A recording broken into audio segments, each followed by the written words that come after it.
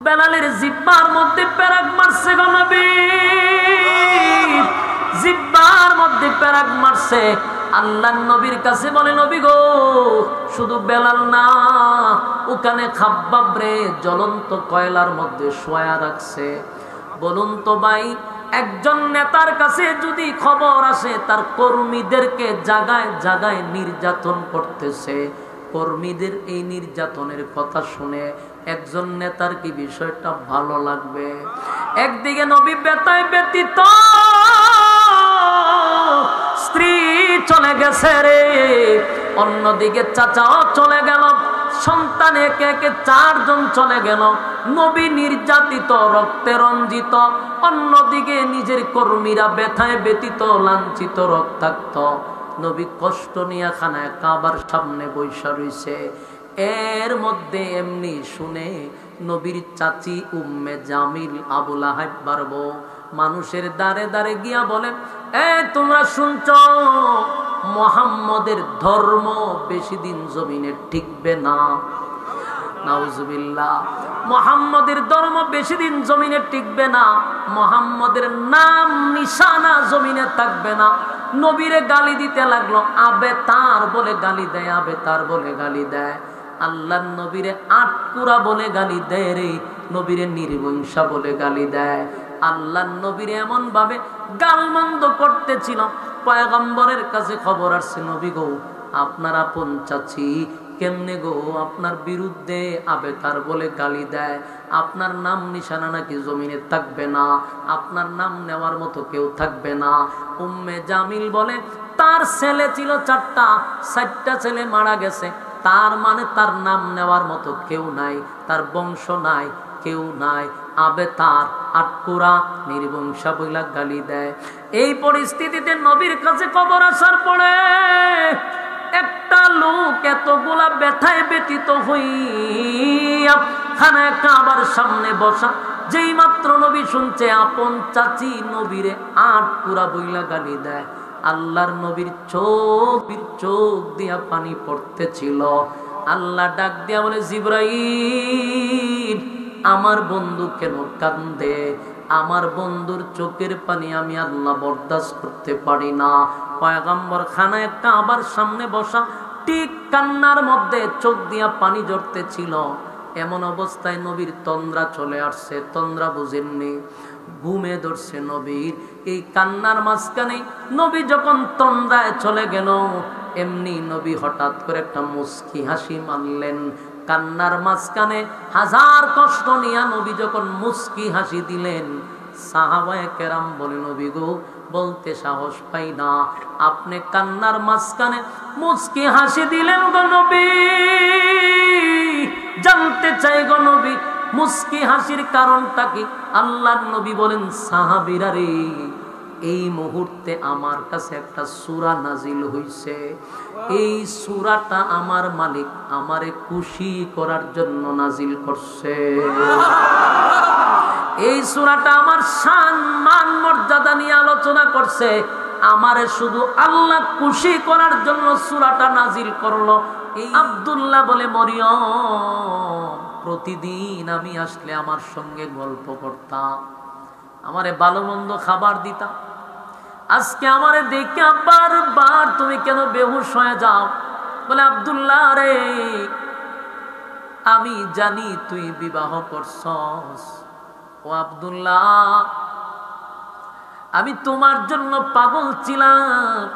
তোমার রূপ দেখে শুধু পাগল ছিলাম না, তোমার জন্য পাগল ছিলাম ওই কারণে তোমার চেহারা একটা নূর বাস্তব। এই নূর দেখে আমি পাগল ছিলাম, কারণ আমার আব্বা ছিল তাওরাতের আলেম। আমার বাবার সঙ্গে মাঝে মধ্যে আমিও তাওরাত রিসার্চ করতাম। তাওরাত রিসার্চ করে আমি যা পাইলাম, এই লক্ষণ তোমার মধ্যে ছিল। কারণ তাওরাতের প্রতি পৃষ্ঠায় পৃষ্ঠায় মুহাম্মদের নাম লেখা ছিল। আমি মুহাম্মদের নূরের সন্ধান পেয়েছিলাম। আর এই নূরটা তোমার মধ্যে দেখছি। যেদিন থেকে তোমার মধ্যে ওই নূর দেখতে পাইছি, সেদিন থেকে সিদ্ধান্ত নিয়েছিলাম পৃথিবীর শ্রেষ্ঠ মা আমি মরিয়ম হব। এমনি পাগল হইছি, পৃথিবীর শ্রেষ্ঠ মা ওই বললে পাগল আছে। আমরার দেশের ফুলা ভানের মতো ফুন্ডা না, বেত্তুমিজ না। আপনারা বাউন্ডারের ভাষা ফুন্ডা বলনি, বেত্তুমিজ। এটা আপনারা বাউন্ডারে লিয়া বললাম, ইতাই তো খালি রূপ দিকে পাগল। আর নাইলে মাইয়ার যদি বাপের সম্পদ থাকে তাহলে হে চিন্তা করে আমি তো বেকার, এটারে ফড়াইতে পারলে বাড়িটার মধ্যে যাইতারম, ঢুকতারম, এটা মোটরসাইকেল চালাইতারম, এর মতলব হয়েছে খারাপ। আর মাইয়া ভানের অনেক সময় মতলব থাকে, ফুলার যদি অবস্থান বালা থাকে তো এটারে হুদুদি গুতায়, মিসকল মারে।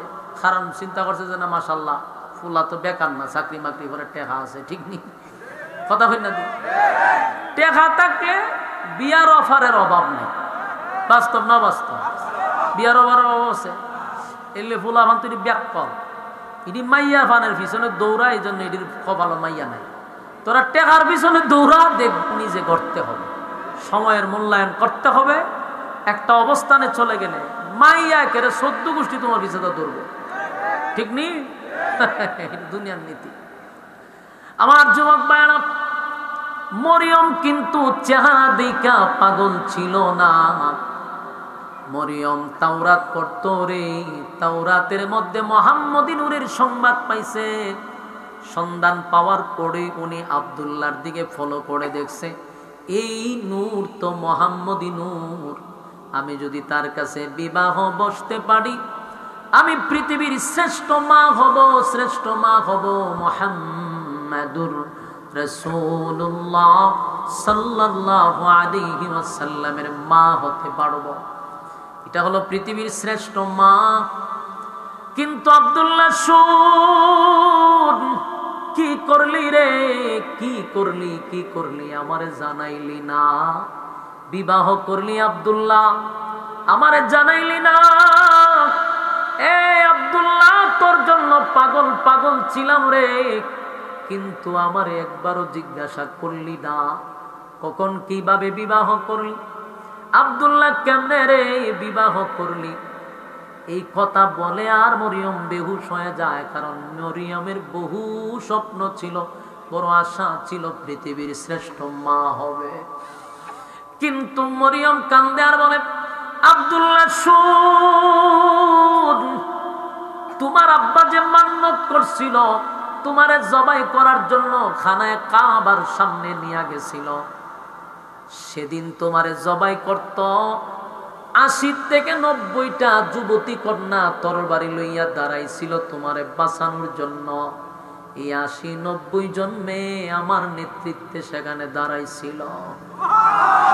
আব্দুল্লাহ, আমি তোমারে জবাই করতে দেই নাই, মান্নত পুরা করতে তোমারে দিয়া দেই নাই। আব্দুল্লাহ, তোমারে পাওয়ার জন্য, তোমার কাছে বিবাহ বসার জন্য, পৃথিবীর শ্রেষ্ঠ মা হওয়ার জন্য আমি চাইছিলাম।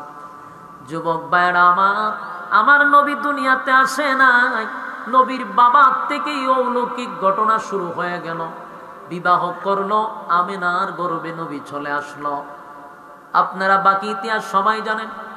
আমেনার গর্ভে যখন চলে আসলো, আল্লাহর পয়গম্বরের বাবা আব্দুল্লাহ দুনিয়ার থেকে বিদায় হয়ে গেল। নবী বাবার চেহারা কোনোদিন দেখতে পারল না। যখন আমেনার 6 মাস পেটে রাখলো, এখানেও অলৌকিক ঘটনা শুরু হয়ে গেছে। আমেনা যখন রাস্তা দিয়া যায়, শরীর থেকে সুঘ্রাণ বাহির হইতে থাকে। মানুষগুলি সমালোচনা করতে লাগলো আর বলা বলি করতে লাগলো, আমেনার স্বামী নাই, বিধবা মহিলা হইয়া শরীরের মধ্যে এরকম পারফিউম ব্যবহার করে, এরকম খুশবু ব্যবহার করে। মানুষ তো তার ঘ্রাণে পাগল হয়ে যায়। বিচার দিছে আব্দুল মুত্তালিবের কাছে, তোমার বেটার বউ তো যেইভাবে ঘ্রাণ লাগায় রাস্তায় চলে, এটা তো লজ্জার ব্যাপার। কারণ বিধবা মহিলারা এমন ঘ্রাণ লাগাইয়া রাস্তায় হাঁটার কথা না। আব্দুল মুত্তালিব হলো সর্দার, বেচারার লজ্জা লাগছে। দৌড়াইয়া বাড়িতে গিয়া নবীর দাদিকে বলল, তোমার বৌমাকে হুঁশিয়ার করে দাও, আমি এই মক্কার একজন সর্দার, আমার কিন্তু সম্মান মর্যাদা আছে। তোমার বেটার বউ যে রাস্তা দিয়া হাঁটে খুশবু লাগাইয়া, এই গ্রামে এলাকার মানুষ আমার কাছে বিচার দিল, আমার লজ্জায় আমি মুখ দেখাইবার মতো না। রাসূলের দাদি দৌড়াইয়া নবীর মার কাছে গিয়া বলে, আমেনা গো, তোমার শ্বশুর মক্কার একজন সর্দার, এলাকার মানুষ তোমার শ্বশুরে বড় সম্মান করে, ইজ্জত করে। মা গো, তোমার তো স্বামী নাই, তুমি বিধবা, তুমি রাস্তা দিয়া হাঁটো, কিন্তু তোমার শরীরের গ্রানে এলাকার মানুষ পাগল। আমি তোমারে বলি নাই লজ্জা, এত গ্রান, এত গ্রান, এত গ্রান। আমেনা মুস্কি হাসি দিয়া বলে, মা গো, আসেন আমার সঙ্গে, আমি আপনাকে দেখাই আমি কি গ্রান লাগাই। আমেনার সাথে করে নিয়ে গেল বাথরুমে, নিয়ে কয়, দেখেন তো এখানে গ্রান আসেনি। আল্লাহর নবীর দাদি বলেন, বাথরুমের ভিতরে গোসলখানার মধ্যে গ্রানে সুগ্রানে মুখরিত হয়ে গেছে। এবার আমেনা বলেন, মা দাঁড়ান। আমেনা মুখ থেকে তুতু ফালাইল নিচে, তুতু থেকে সুগ্রান শুরু হয়ে গেছে। আমেনা বলে, মা গো, যে গ্রান আপনারা পান, এটা দুনিয়ার কোনো খুশবু নয়, দুনিয়ার কিনা কোনো পারফিউম আমি লাগাই নাই, এটা যে আমার পেট থেকে গ্রান বাহির হচ্ছে। জোরে জোরে কোন সুবহান। আমার নবী আসে নাই, অলৌকিক ঘটনা শুরু হয়ে গেল। নবী আসার আগে গ্রানে সুগ্রানে মুখরিত। যুবক ভাইয়ারা, দুনিয়াতে আসছে যেদিন, এদিন অলৌকিক, এদিনও অলৌকিক। সবাই আসে দুনিয়াতে কানতে কানতে, উলঙ্গ অবস্থায়, ময়লা লাগানো থাকে, রক্ত লাগানো থাকে। কিন্তু আম্মা জান আমেনা বলেন, পৃথিবীর যত মা আছে গো, এমন কোন মা বলতে পারবে না তার প্রসব বেদনা হয় নাই, এমন কোন মা বলতে পারবে না তার ব্যথা সৃষ্টি হয় নাই, কষ্ট হয় নাই। একমাত্র পৃথিবীর একমাত্র মা হলাম আমি, আমার প্রসব ব্যথা হয় নাই। জোরে কোন সুবহান। এমন আমি আশ্চর্য হইয়া দেখি, আমার সন্তান যখন দুনিয়ায় আসছে, পৃথিবীতে যত সন্তান দুনিয়ায় আসে রে, প্রত্যেকটা সন্তানের শরীরের মধ্যে রক্ত লাগানো থাকে, ঠিক নেই, ময়লা লাগানো থাকে। আম্মা জানাবে না বলেন, আমার সন্তান যখন দুনিয়াতে পদার্পণ করছে, আমি তাকায়া দেখি আমার সন্তানের শরীরের মধ্যে কোনো ময়লা নাই, রক্ত নাই। কে যেন আমার সন্তানকে গোসল করাইয়া, খুশবু মাখাইয়া দুনিয়ার জমিনে পদার্পণ করছে। সুবহান। শরীরে ময়লা তো দূরের কথা, কে যেন গোসল করায় পাঠাইছে, নার কাটা অবস্থায়। সুবহানাল্লাহ। এটা কি কোনো মানুষের দ্বারা সম্ভব? তাহলে কার দ্বারা সম্ভব ছিল? নবীর দ্বারায় সম্ভব করাইছে, কারণ এটা নবুয়তের দলিল ছিল। সুবহানাল্লাহ। এরপর আম্মা জান আমেনা বলেন, পৃথিবীর মানুষেরা শুন, প্রত্যেকটা ছেলে সন্তান হোক, মেয়ে সন্তান হোক, দুনিয়াতে আসার সময় কানতে কানতে আসে, দুনিয়াতে আসার সময় কানতে কানতে আসে রে। কিন্তু আমার সন্তান যখন দুনিয়াতে পদার্পণ করছে, আমি তাকায়া দেখি আমার ছেলে আসার সাথে সাথে আল্লাহর কুদরতি পায়ে সেজদায় পড়ে গেছে। সুবহান। আমার যুবক ভাইরা, এইটা ছিল আমার নবুয়তের দলিল, এটা ছিল নবীর নবুয়তের দলিল। যুবক ভাইরা, ইকানি শেষ না। আম্মা জান আমেনা বলেন, আমি চিন্তা করলাম সেজদায় পড়ে আমার ছেলে করেটা কি। গইরাইয়া কাছে গেলাম, গিয়া দেখি আমার ছেলে গুনগুনাইয়া কান্দে আর বলে, রব্বি হাবিলি উম্মতি। একটা জবান বন্ধ রাখবেন, আল্লাহু আকবার। আরো জোরে বলেন আল্লাহু আকবার। ইমানের আওয়াজ দিয়ে বলেন আল্লাহু আকবার। আমার নবীর কত মায়া, নবীর কত মায়া গো। দুনিয়ায় আসার পর উম্মতকে ভুলে নাই, উম্মতকে ভুলে নাই, উম্মতকে ভুলে নাই। সেজদায় পড়িয়া পয়গম্বর এমন ভাবে চিৎকার দিতে লাগলো, আল্লাহ আমার উম্মতের কি হবে, উম্মতের কি হবে। দুনিয়াতে আসার পরে উম্মত নিয়ে চিন্তা, এটাও নবীর অলৌকিক, অলৌকিক। কারণ নবী হওয়ার জন্য এটাও একটা দলিল। এখানেই শেষ না। আল্লাহর নবীর মা আমেনা বলেন, এরকম অসংখ্য গণিত অলৌকিক ঘটনা ঘটছে। আমার সন্তান দুনিয়াতে আসার সময় আবু তালেব ছিলেন নবীর আপন চাচা। আবু তালেব বলেন আমি অসহ্য হইছি রে, আমি অসহ্য হইছি। আমার ভাতিজারে যখন আমি খুলে নিলাম, আমি তো ভয়ে তরতর করে কাঁপতেছিলাম। আমি তাকায়া দেখি আমার ভাতিজা খালি চাট্টা চাট্টি করে আর চতুর্দিকে মাথা ঘুরায় আর মুস্কি মুস্কি হাসে। ঘটনা কি? চতুর্দিকে কেউ নাই, কেন মুস্কি মুস্কি হাসে? হঠাৎ করে তাকায়া দেখি মুস্কি মুস্কি হাসি তো এমনি হাসে না। আল্লাহর নবীর চাচা বলেন আমি উপরে তাকায়া দেখি আকাশের চাঁদ যেন আমার কাছে চলে আসছে। ইচ্ছা করলে আমি চাঁদকে হাত দিয়া ধরতে পারতাম। আল্লাহ বলেন পৃথিবীতে যত সন্তান আসে সবাই তো কান্দে, সবাই তো কান্দে, সবাই তো কান্দে। আমার নবী যেন দুনিয়ায় এসে না কান্দে। আনন্দ দেওয়ার জন্য আল্লাহ স্বয়ং সৃষ্টি জগৎকে পাঠায়া দিল, যা আমার বন্ধুরে আনন্দ দে, বন্ধু যেন না কান্দে, বন্ধু যেন না কান্দে। তাই তো চন্দ্রের ইশারা করতে চন্দ্র নবীর আনন্দ দিল। এমন একটা দুইটা নয়, বহু ঘটনা, বহু ঘটনা। সামনের দিকেও গেলাম না। এই যে 40 বছর নবী বেড়ে উঠল, নবীর যৌবন কাল, নবীর একটা সময় গেছে শিশুকাল, এরপরে যৌবন কাল, সব 40 বছরের ভিতরে মক্কার মানুষ নবীর অ্যানালাইজ করছে। নবীর চলা ফেরা উঠা বসা সব তারা অ্যানালাইজ করলো। 40টা বছরের ভিতরে কোনোদিন নবী একটা মিথ্যা কথাও কোনোদিন বলে নেই, কারো দিকে কোনোদিন চোখ রাঙ্গায়া তাকায় নাই, বেয়াদবি করে নাই। এমন ভাবে চলছে মানুষ আশ্চর্য হইয়া বলছে এটা মানুষ না ফেরেশতা। এটা এত 40 বছরের ভিতরে পয়গম্বর যেমন মিথ্যা কথা বলে নাই, তেমন নবী কাউরে কষ্ট দেয় নাই, কারো প্রতি মন খারাপ করে নাই, কারো চোখ রাঙ্গায়া তাকায় নাই, মানুষের কাজে হেল্প করছে, মানুষের পাশে দাঁড়াইছে, মানুষকে কষ্ট দিতে দেয় নাই। 40 বছর চলার পরে যেদিন আল্লাহর পয়গম্বরের উপরে ওহী নাজিল হয়ে গেল রে, হেরা পর্বতে যখন জিবরাইল তার পূর্ণ সূরত নিয়ে নবীর সামনে দাঁড়াইছে, আল্লাহর নবীর কাছে যখন জিবরাইল দাঁড়াইল, আল্লাহর নবী বলেন আমি তাকায়া দেখি সারা আসমানে শুধু জিবরাইলকে দেখা যায়। জিবরাইল এত বড়, আসমান জমিনের মধ্যে একজন দাঁড়ায় আছে, তার পুরা শরীরটা পাকাটা যেন সারা পৃথিবী ঘেরাও করে রাখছে।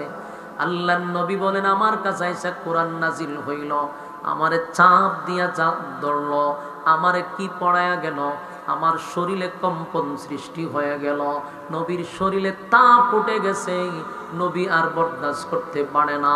আল্লাহর নবী অসুস্থ ছিলেন।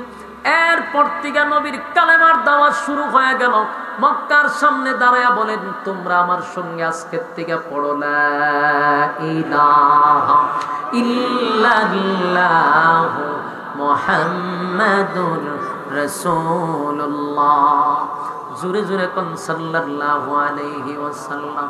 আমার যুবক ভাইরা দিলের কান লাগিয়ে শুনেন, কালেমার দাওয়াত যখন মক্কা নগরীতে ছড়ায়া পড়ল রে, লা ইলাহা ইল্লাল্লাহ, নেই কোনো মাবুদ আল্লাহ ছাড়া, নেই কোনো মাবুদ আল্লাহ ছাড়া, মুহাম্মাদুর রাসূলুল্লাহ সাল্লাল্লাহু আলাইহি ওয়াসাল্লাম।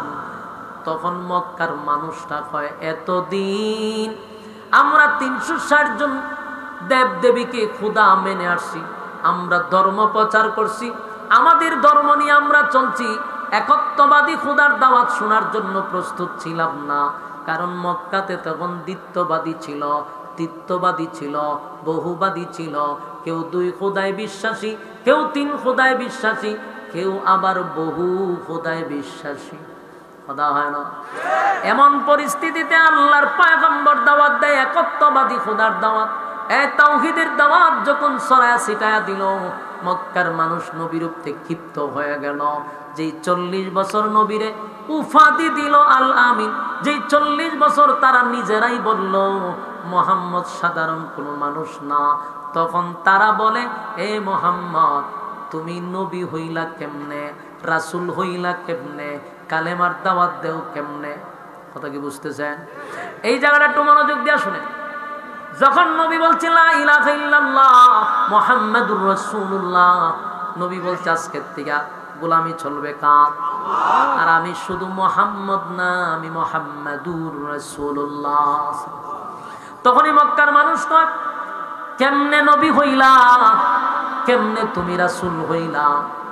ওই আল্লাহ কয়, আমি কেমনে রাসূল বানাইছি আমার নবীরে? আল্লাহর নবীকে বলেন, বন্ধু এদেরকে বলেন আপনি কেমনে নবী হইছেন, কেমনে রাসূল হইছেন? এই প্রশ্ন যেহেতু তারা করছে, আমি জানতাম তারা এমন প্রশ্ন করবে গো, তাই তো অসংখ্য অলৌকিক ঘটনা ঘটায়া দিলাম। তখন নবী তাদেরকে বলে, এ মক্কার মানুষেরা, এই কিতা এইভাবে যে তোমরা ওয়াজ থামাইলাও, কিন্তু আমি ছেড়ে দিন ওয়াজ। আল্লাহর নবী বলেন, এ মক্কার মানুষেরা শুনো। মক্কার মানুষ নবীরে প্রশ্ন করছে, রাসূল হইছেন কেমনে? ওই যে প্রশ্ন করবো আল্লাহ জানেনি, কথা কেন? 40 বছর পরে যখন কালেমার দাবি করছে, এখন কয় নবী হইছেন কেমনে, রাসূল হইছেন কেমনে? তখন আল্লাহ কয়, এদেরকে বলেন আপনার 40 বছরটা একটু রিসার্চ করত। আল্লাহর নবী বলেন, মক্কার মানুষ, আমি কেমনে রাসূল হইলাম তোমরা আমার 40 বছরটার একটু রিসার্চ করো। আমার জন্মের আগ থেকে নিয়ে জন্মের পর থেকে নিয়ে এই পর্যন্ত একটু অ্যানালাইজ করো, দেখো আমি নবী হওয়ার যোগ্য কিনা। আমার জন্মটা হইছে অলৌকিক, এটা কোনো মানুষের দ্বারা এমন জন্ম নেওয়া সম্ভব না। আমারে আল্লাহ এইভাবে জন্ম দিছে, এই জন্যই আমার জন্মটা অলৌকিক। আমি নবী হওয়ার যোগ্য কিনা গোটা 40 বছর রিসার্চ করে তোমরা দেখো। কথা কি বুঝতেছেন? আপনারা কি মনোযোগ আছে? ওয়াজ চলতো না, ছেড়ে দিতাম, বন্ধ করে দিতাম। লক্ষণে হয় খুব খারাপ। আচ্ছা কেডা কেডা আছেন দেখি তো, আপনি হাত তুলেন মোনাজাত পর্যন্ত। দাঁড়ান না ফাটি, হাত তুলে বলেন মোনাজাত পর্যন্ত আসেননি? এটা কি একেবারে মন থেকে তুলছেন? মোনাজাত ওয়াদা আতলামা ওহন যদি উঠেন তেকার পুরা মুনাফিক হয়ে যাবেন না। ওয়াদা বর খালাপ কিসে কাজ হুজুর? মুনাফিকের হাস না। তে হেতারা উঠলাম কি বালা মানুষে উঠবো না? তে হন হইছে বালা কাম হইছে। আমি কমু কে যায় আর সবাই মিলে মিছিল দিবেন, মুনাফিক যায়। পঞ্চাটা উঠবো, আমি মিছিল দিব, আপনারা মিছিল মারি। ইজ্জত যদি তাকে তাহলে বই তাহলে লাগবে। আর যদি এখন বলো জোর আমার ইজ্জত তুই না, আমি একটা বেজ্জিত লোক, বাইরে তুই যা, তোর সাথে কোনো ওয়াজ নেই, ঠিক নেই? তুই তাকে বিরক্ত হইতেছে। আমার যুবক বানা দিলের কান লাগায় শুনে, তারা নবীরে প্রশ্ন করছে নবী হইছেন কেমনে? আল্লাহর নবী হয় 40 বছর রিসার্চ কর, গোটা 40 বছরটা দেখ আমি নবী কেমনে হইছি। এখন বেঈমানরা তালাশ করে দেখছে, 40 বছর অ্যানালাইজ করছে। এরা তো ব্রেইনি লোক ছিল, আমরার মতো মাথা মোড়া আসি না। এরা খুব ব্রেইনি আসিল, বিদুর্মী হইল, ব্রেইনি আসিল। এরা 40 বছর রিসার্চ করে নবী হওয়ার যোগ্য।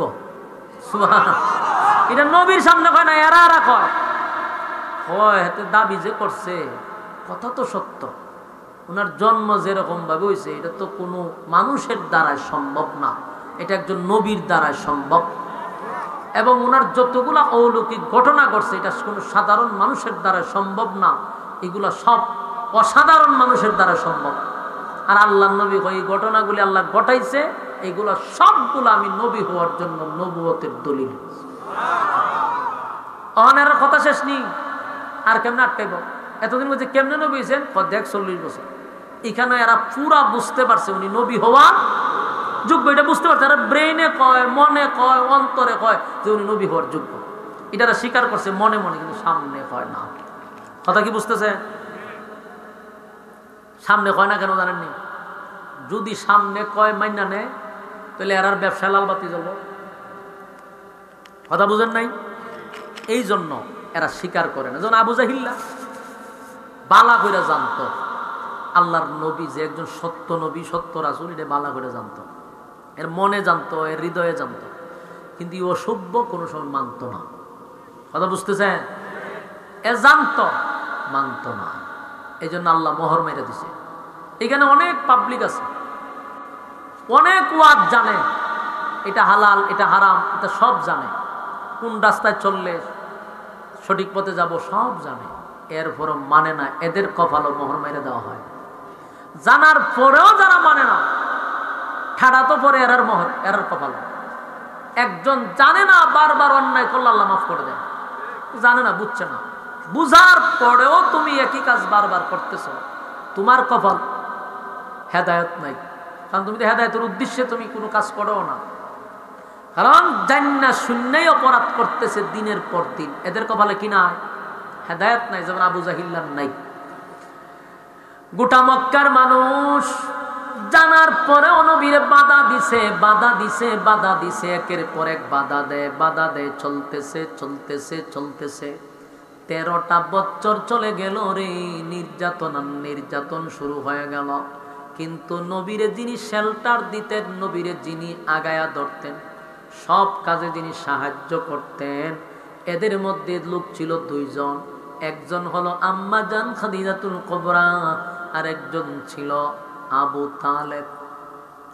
গোটা মক্কা নগরীতে নবীর পাশে ছিল 2 জন, একজন নিজের স্ত্রী আর একজন ছিল আপন চাচা।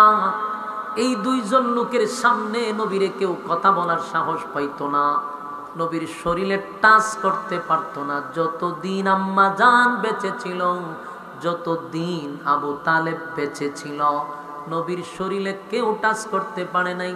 শুধু গালমন্দ করছে, বিরোধিতা করছে, আমার নবীর শরীরে কেউ টাচ করতে পারে নাই।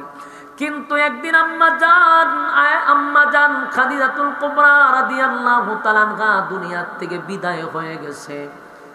নবীর একটা সাইড চলে গেছে, সুখের কথা দুঃখের কথা সব কথা আম্মা জানের সঙ্গে উনি শেয়ার করতেন।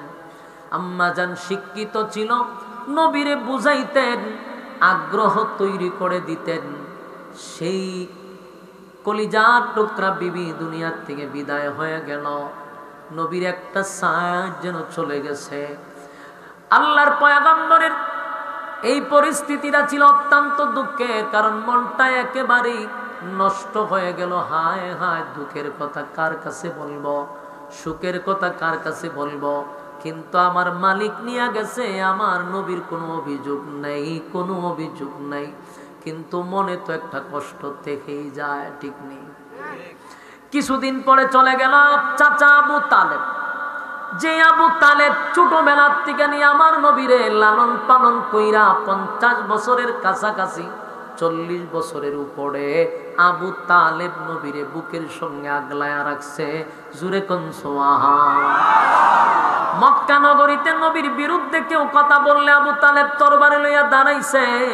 সেই আবু তালেব দুনিয়ার থেকে বিদায় হয়ে গেল। নবীর এখন 2 সাইড নাই, এখন আর কেউ নবীর পক্ষে দাঁড়ায় না, নবীর সামনে কেউ আর দাঁড়ায় না, সবাই বিরোধিতা করে। আল্লাহর নবী দেখলেন পরিস্থিতিটা এত ভয়াবহ, মক্কা নগরীতে কালেমার দাওয়াত লইয়া গেলেই মারধর করে, রক্তাক্ত করে। আল্লাহর নবী যায়েদ ইবনে হারেসারে লইয়া তায়েফে চলে গেলেন। আপাতত তায়েফে দ্বীনের দাওয়াত দিব। সেখানে যাওয়ার পরে বেঈমানের বাচ্চাগুলি ছোট ছোট বাচ্চাদেরকে নবীর পিছনে লাগায়া দিছে রে। আমার নবীরে তারা পাথর দিয়ে আঘাত করতে লাগলো। এত আঘাত করছে, নবীর চামড়া ফেটে ফেটে রক্ত বাহির হইতে লাগছে। আল্লাহর নবী যখন বারবার পাথরের আঘাত করে, একটা সময় নবী বেহুশ হইয়া পড়ে গেছে গো। আল্লাহর নবী যখন বেহুশ হইয়া গেছে, আবার নবীরে দাঁড় করাইছে, আবার রক্তাক্ত করছে। এই পর্যায়ে নবী বেহুশ। এমনি গজবের ফেরেশতা লইয়া জিব্রাইল নবীর সামনে দাঁড়ায়া বলে, পয়গম্বর, আপনার রক্ত বরদাস্ত করা যায় না, আপনার কষ্ট সহ্য করা যায় না, একটা বার শুধু অনুমতি দেন গো, এই তায়েফের সমস্ত পাহাড় একত্রিত করে তায়েফবাসীরে আমরা ধ্বংস করে দিব। আল্লাহ বলেন, জিব্রাইল রে, তোমরা কেন পাহাড় উল্টায়া দিবা? তোমরা কেন তাদেরকে ধ্বংস করে দিবা? আমি কেন তোমাদেরকে অর্ডার দিব? আমি যে রক্তাক্ত হইছি আমার মালিক কি আমারে দেখে না? আল্লাহ ডাক দিয়া বলে, জিবরাইল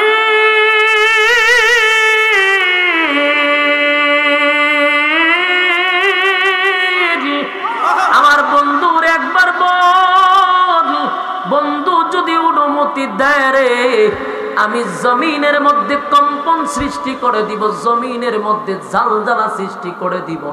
আমার বন্ধুর শুধু অনুমতি চাই। আল্লাহর নবী তখন ডাক দিয়া বলে, মালিক তায়েববাসী আমারে রক্তাক্ত করছে, আমারে বেহুশ করে ফালাইয়া দিছে, আমার ভিতরে কোনো কষ্ট নাই গো, আপনি তাদেরকে ধ্বংস কইরেন না। আল্লাহ তাদেরকে যদি আপনি ধ্বংস করে দেন, বলেন না মালিক আমি কার কাছে দাওয়াত লইয়া যাইব? জুরে কোন সুবহান। আমার নবীর কত মায়া,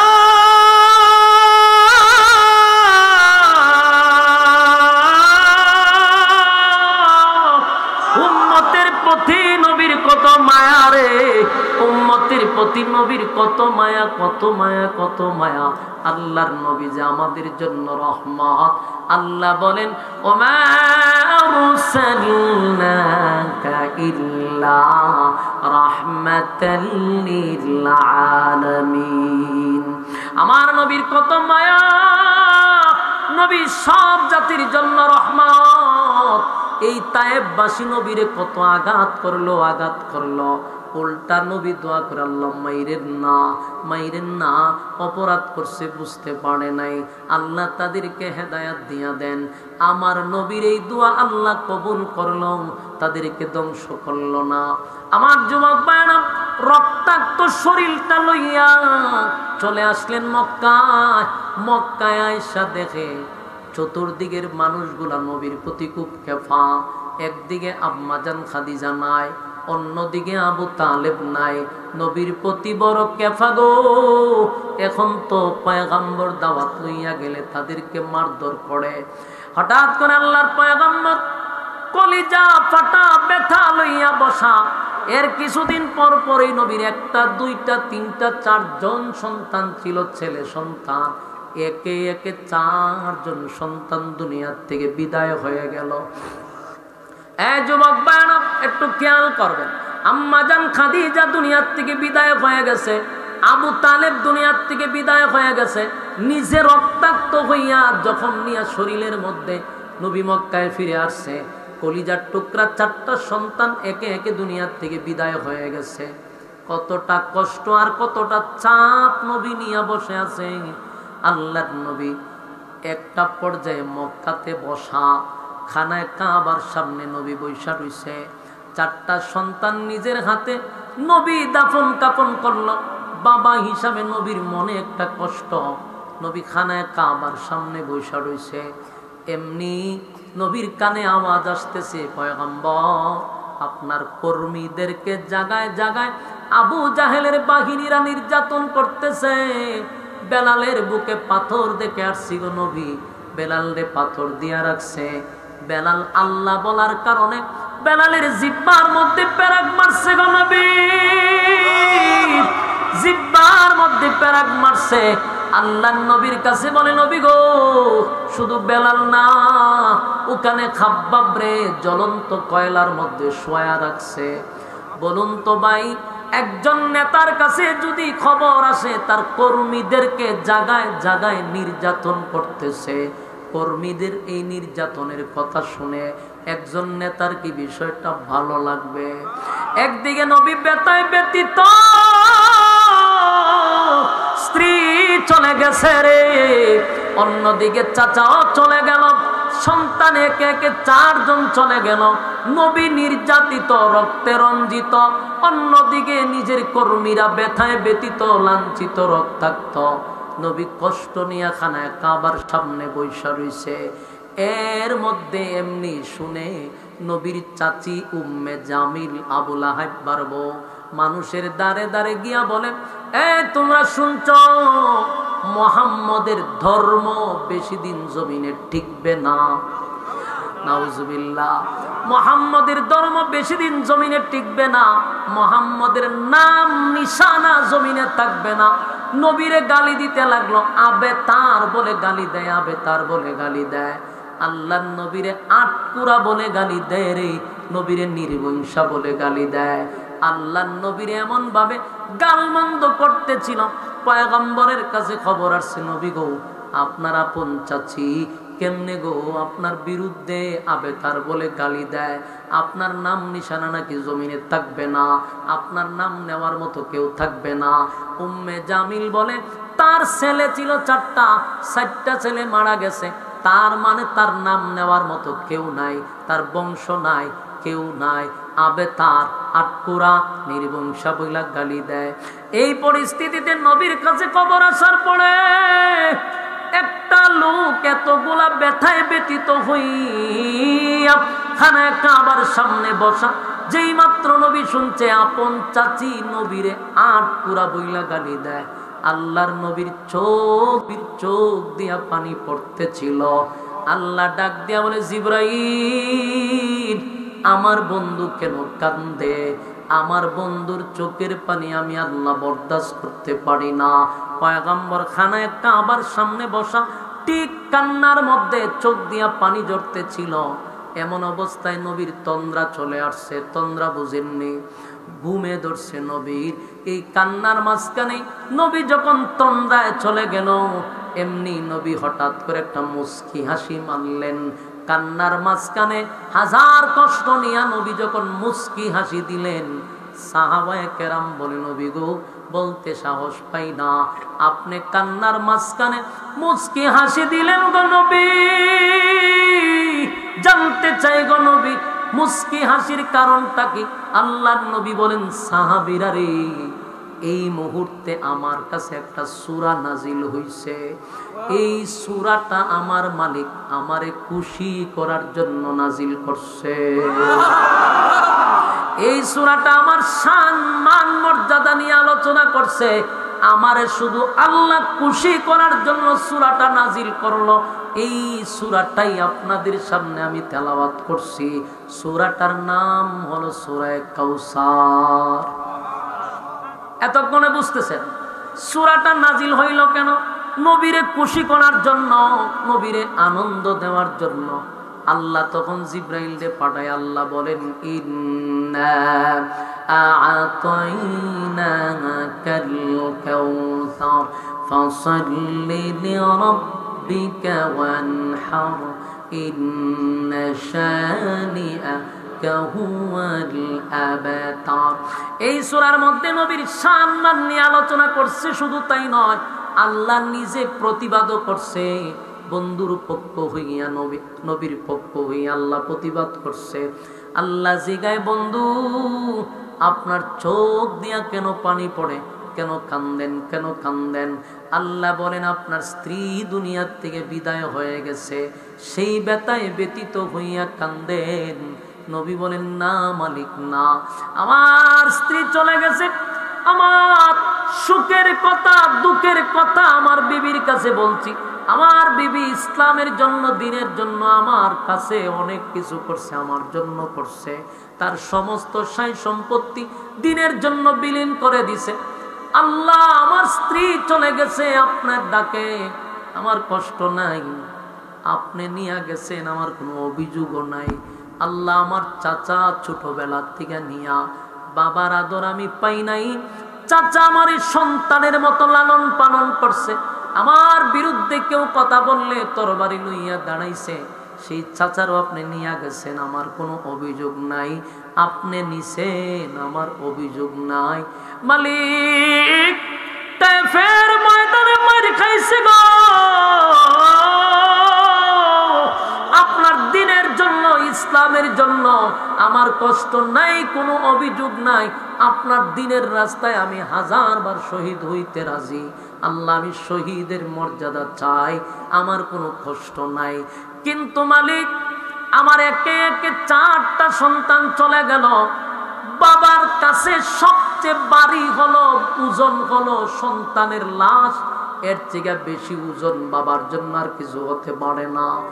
একটা বাবা সব সহ্য করতে পারে রে, সন্তানের লাশ কাঁধে নিতে পারে না। আল্লাহর পয়গম্বর একটা দুইটা নয়, চারটা সন্তান ওনার একে একে দুনিয়ার থেকে বিদায় হইল। নিজের হাতে নবী সন্তানগুলারে গোসল করাইল, নিজের হাতে নবী গোসল করাইয়া, নিজের হাতে কাপন পড়াইয়া, নিজে নবী জানাজা পড়াইয়া, নিজের হাতে কবরে নামাইয়া দাফন করলো। নবী বলেন, আল্লাহ আমার একে একে 4 সন্তান চলে গেছে, আপনি নিছেন, আমার কোনো অভিযোগ নাই, আপনি নিছেন, আমার কোনো অভিযোগ নাই। আল্লাহ আমার কর্মীরা জায়গায় জায়গায় মার খায় গো, আমার কর্মীরা জায়গায় জায়গায় মার খায়, রক্তাক্ত হয়ে গেছে। আমার বেলাল নে মারে, খাব্বাব রে মারে, আমার শেখানো কোনো অভিযোগ নাই। তারা যদি শাহাদাত বরণ করে আপনার তরি জান্নাত পাবে, আমার কোনো কষ্ট নাই, আমার কোনো অভিযোগ নাই। কিন্তু আমার কষ্ট লাগছে, আমার তো মা নাই, আমার বাবা নাই, এতগুলা কষ্ট আমি পাইলাম, এতগুলা চাপ আমার উপর দিয়া গেল, একটা মানুষ মক্কার আমারে সান্ত্বনা দিল না। কথা ঘন্টি গোটা মক্কার কেউ কি নবীরে সান্ত্বনা দিছে? কথা কন না। আপনার ছেলে মারা গেলে প্রতিবেশী আপনারা এসে সান্ত্বনা দেয়, আপনারে বোঝায় যে আল্লাহর দন আল্লাহ নিছে। আমার নবী বলেন, মালিক কেউ আমার সান্ত্বনা দিল না, কষ্ট লাগলো। আমার আপন চাচি, আমার আপন চাচি কেমনে গো, মানুষের দ্বারে দ্বারে হাইটা হাইটা আমারে কয় আমি নাকি আটখোরা, আমি নাকি নির্বংশা, আমার নাম নাকি জমিনে থাকবে না, আমার দিন ধর্ম বেশি দিন টিকবে না। এটা আমার কলিজায় দারুণ আঘাত লাগছে। আল্লাহ আপনি তো জানেন আমার 4টা ছেলে ছিল, আমারে কেমনে গো আটখোরা বলল, আমারে কেমনে কয় আমার দিন ধর্ম বেশি দিন টিকবে না। নবী যখন কান্দে, আল্লাহ বলে, বন্ধু কান্দেন না, কান্দেন না। এই মক্কা নগরীতে কেউ আপনার সান্ত্বনা দেয় নাই গো নবী, আমি আল্লাহ তো আপনার সান্ত্বনা দিছি, কান্দেন না। 4টা সন্তান আপনার নিয়ে গেছি আমি, কলিজায় আপনাকে ব্যথা দিছি, কিন্তু নবী সুসংবাদ শুনেন, নিলাম তো মাত্র 4 জন, কিন্তু আমি আল্লাহ আপনাকে বিনিময়ে কোটি কোটি কোটি হাজার কোটি রুহানি সন্তান দিছি। আল্লাহ বলে, বন্ধু সন্তানগুলি যদি বেঁচে থাকতো গো, আপনার বিরুদ্ধে কেউ কথা বললে হয়তো বা তারা আপনার পক্ষে দাঁড়াইতো, আপনার নামের ইজ্জত রক্ষা করত। অসুবিধা নাই, মাত্র 4 জন নিছি, কোটি কোটি হাজার কোটি রুহানি সন্তান দিছি। কিয়ামত পর্যন্ত আপনার নামের ইজ্জত ধরে রাখার জন্য আপনার রুহানি সন্তানরা জীবন দিতে প্রস্তুত। আমরা হলাম নবীর রুহানি সন্তান, ঠিক কিনা? আমরা হলাম নবীর রুহানি সন্তান। আমরা নবীর বিরুদ্ধে যদি কেউ কথা বলে ঘরে বসে থাকব, নবীর ইজ্জত রক্ষার্থে যদি জীবন দিতে হয় জীবন দিব, নবীর ইজ্জত ধরে রাখবো। যুবক ভাইরা, আল্লাহ নবীরে সান্ত্বনা দিয়া কয়, নবী গো আপনার নিলাম 4 জন, দিলাম আপনারে হাজার হাজার কোটি কোটি রুহানি সন্তান, কান্দেন না। আর আমি আল্লাহ আপনাকে আরো খুশি করলাম, আপনার সন্তান নিলাম, বিনিময়ে আপনাকে আমি কাউসার দান করলাম।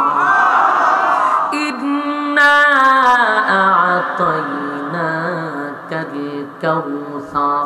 আগা নবীজি, নিশ্চয়ই আমি আপনাকে কাউসার দান করে দিলাম, দান করে দিছি, আপনাকে দিয়া দিছি, গিফট কইরা দিছি।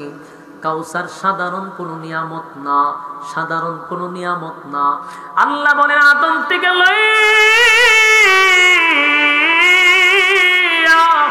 ঈসা রূহুল্লাহ পর্যন্ত কত নবী রাসূলগণ আমার পরীক্ষায় উত্তীর্ণ হয়েছে, কত নবীরা আমার সঙ্গে তারা সম্পর্ক ছিল। খলিলুল্লাহ উপাধি দিয়া বন্ধু বানাইছি, কালিমুল্লাহর দিয়া কথা বলাইছি। এরকম অসংখ্য নবীরা আমার সঙ্গে সম্পর্ক, আমার পরীক্ষায় তারা উত্তীর্ণ হয়েছে, কিন্তু বিনিময়ে কাউসার দেই নাই, কাউসার দেই নাই। আদম 350 বছর কাঁদছে, আমি আদম রে কাউসার দেই নাই। নূহ পয়গম্বর 950 বছর কাঁদছে গো, নূহ রে আমি কাউসার দেই নাই, আমি একজনকেও কাউসার দেই নাই। আল্লাহ ইব্রাহিম খলিলুল্লাহ কত না পরীক্ষায় ফার্স্ট ডিভিশনে পাশ করলো, কাউসার দেই নাই। বন্ধু আপনারে আমি কাউসার দিলাম, শুধু দিলাম এমনটা নয়, সশরীরে দুনিয়ায় থাকতে নবীরে কাউসার দেখায়া দিছে। আল্লাহ বলে ইন্না আতাইনাকাল কাউসার, নিশ্চয়ই আপনাকে আমি কাউসার দান করলাম। 2 নাম্বার হলো ফাসাল্লি লিরাব্বিকা ওয়ানহার। আল্লাহ বলেন ফাসাল্লি লিরাব্বিকা ওয়ানহার, এখানে আল্লাহ বলেন বিনিময়ে আপনি আপনার রবের জন্য সালাত আদায় করবেন আর কুরবানি দিবেন। প্রশ্ন হলো এখানে সালাতের কথা কেন আসলো, কুরবানির কথা কেন আসলো? আপনি যদি নামাজি হন তাহলে হাউজে কাউসারের পানি পান করতে পারবেন। কোন বেনামাজিকে আমার আল্লাহ কাউসারের পানি পান করাবে না। এরপরে দেখেন আল্লাহ নবীর ব্যাপারে প্রতিবাদ করছে। আল্লাহ নিজেই প্রতিবাদ করে বলেন, আল্লাহ নিজেই প্রতিবাদ করে বলেন ইন্না শানিআ কাহুয়াল আবাতার, নিশ্চয়ই তারা আবেতার, তারা লেজ কাটা, তারা নির্বংশা। যারা আপনাকে লেজ কাটা বলছে তারা লেজ কাটা, তারা নির্বংশা, তারা আবেতার। আপনি নবী নির্বংশা না, আপনি লেজ কাটা না। পৃথিবী থাকবে যতদিন আপনি নবীর নাম থাকবে ততদিন। ঠিক কিনা বলেন?